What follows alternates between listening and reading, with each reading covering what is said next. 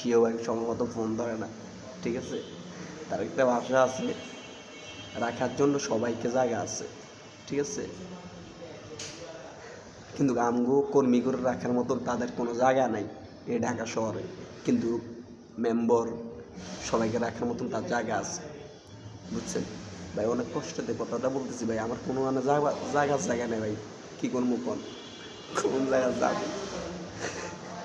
আমি করে এতটাই অপরাধ হয়ে গেছে ভাই, ভাই রাস্তা মনে কর বিষকে মরে যাবে, বিশ্বাস করবেন এই জীবন না ভাই। কোনো কোনো কাজ কামারি না, কোনো কিছু না, রাস্তায় ঘুরতেছি। তো ওই মানে রাজনৈতিক জীবনটা শেষ হয়ে গেছে, ঠিক আছে। আমি লীগ ভালোবাসি, বঙ্গবন্ধুকে ভালোবাসি, তাই আমি লীগ করছি।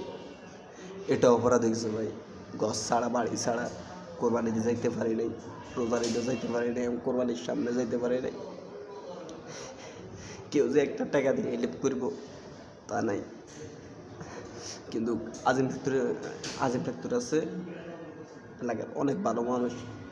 আমি কখনো এর কাছে এর রাজনীতি করিনি, কখনো হেরে করিনি, কিন্তু আমাকে ভাই অনেক হেল্প করছে ফোন দিয়া, আমি জায়গা নাই।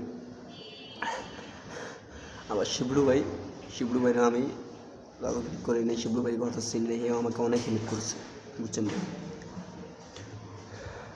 তো এটাই আর কি, বিপদে পড়ে দেখবেন কেউ ফাঁসে থাকবে না, ঠিক আছে। শিবলু ভাই কখন ফোন দিছি, কইতে ভাইয়া আমি দেখতেছি তোর লাই বিষয়ে, তোর বিশেষ নাম্বার এটাই তো, আমি হেল্প করতেছি, অসুবিধা নাই ভাই, আমার থাকার জায়গা নাই, কই যাবো ভাই, মাথা কামড়াইতেছে, বুঝছেন। তো এটাই আর কি।